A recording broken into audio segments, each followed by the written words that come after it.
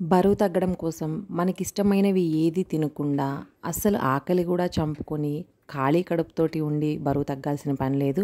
చక్కగా నచ్చినవన్నీ తింటూ బ్యాలెన్స్డ్గా వెయిట్ తగ్గడం అండ్ మెయింటైన్ చేసుకోవడం ఎలాగో ఈ వీడియోలో అయితే చూసేద్దాము. ముందుగా ఛానల్ని సబ్స్క్రైబ్ చేసి పక్కనే ఉన్న బెల్ ఐకాన్ క్లిక్ చేయండి.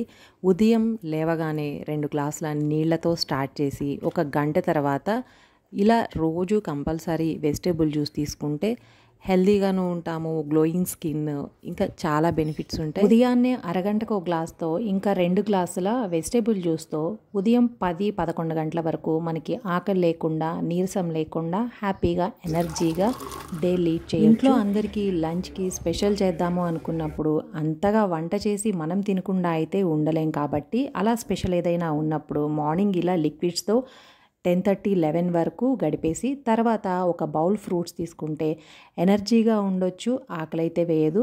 ఇక మన క్రేవింగ్స్ ఏది కూడా కంట్రోల్ చేసుకోకుండా చక్కగా నచ్చింది తినాలి అంటే ఇలా మార్నింగ్ మెయింటైన్ చేసిన తర్వాత ఆఫ్టర్నూన్ కూడా ఒక లిమిట్లో నచ్చింది తింటున్నాం కదా అని ఓవర్గా తినేయకుండా నార్మల్గా తినే దాంట్లో హాఫ్ క్వాంటిటీనే తీసుకొని చక్కగా చికెన్ బిర్యానీ చేశాను.